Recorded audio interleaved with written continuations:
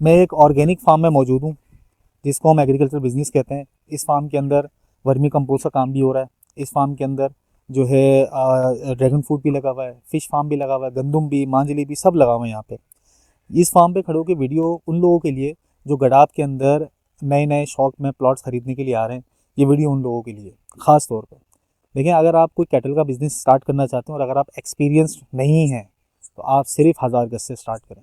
अगर आप एक्सपीरियंस हैं तो ऑब्वियस सी बात है कि आप दूसरी जगह से मूव होकर अपने काम को एक्सटेंड करने के लिए यहाँ पर आ रहे हैं। आप बड़ी बाय कर सकते हैं।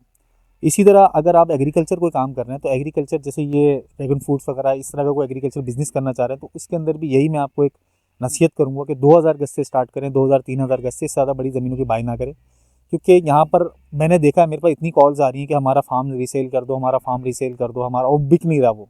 उसकी वजह ये है कि कुछ इश्यूज़ ये भी आते हैं, लीगैलिटी के भी इश्यूज़ आते हैं कि भाई उन्होंने जिनसे भी बाई किया हुआ उसकी लीगैलिटी इशू क्या है, पेपर्स क्या है, बेचना मुसीबत हो जाता है।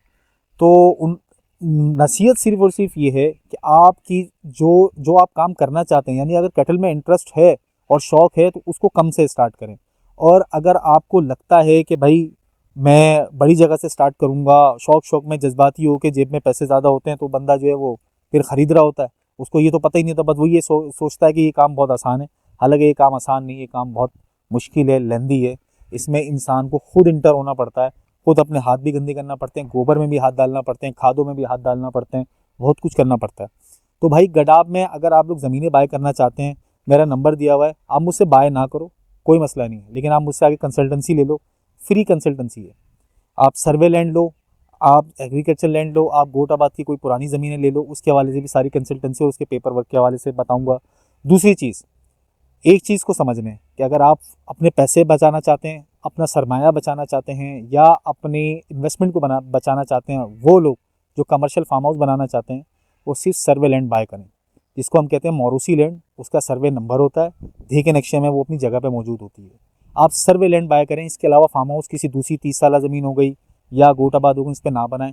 अगर मौरूसी गोट मिल रहा है, बहुत पुराना मौरूसी गोट मिल रहा है और उसमें आपको जगह अच्छी मिल रही है तो उसमें बना लें, लेकिन अदरवाइज आप कमर्शियल फार्म हाउस, सर्वे लैंड या मौरूसी गोट के अलावा किसी ज़मीन पे ना बनाएं। ये मेरी नसीहत है। इंशाल्लाह ये वीडियो मैं अपलोड करूँगा और ये लगी रहेगी, हिस्ट्री भी बनाएगी कि मैंने ये नसीहत करी थी, मशवरा दिया था और एडवाइस करी थी। दूसरी चीज़, अगर कोई कैटल फार्म बनाना चाहता है, कोई डेयरी फार्म बनाना चाहता है, एग्रीकल्चर काम करना चाहता है, उसके लिए 30 साल अगर कोई जेनवन ज़मीन है, जेनवन ज़मीन है, इसका फॉर्म 7 मौजूद है, तो वो लेके बना सकता है। इसके अलावा अगर गोट फार्मिंग वगैरह करना चाहते हैं या कैटल फार्मिंग बनाना चाहते हैं तो अगर मौरूसी गोट की ज़मीन मिल रही है, जैसे साले मोहम्मद जुमानी बहुत मशहूर गोट है, अगर इस टाइप का कोई गोट है, मौरूसी गोट है, ज़मीन अच्छी है, पेपर अच्छे हैं, क्योंकि ये ज़मीनें महंगी भी होंगी, तो फिर आप उसी हिसाब से वहाँ पर बाइंग करें।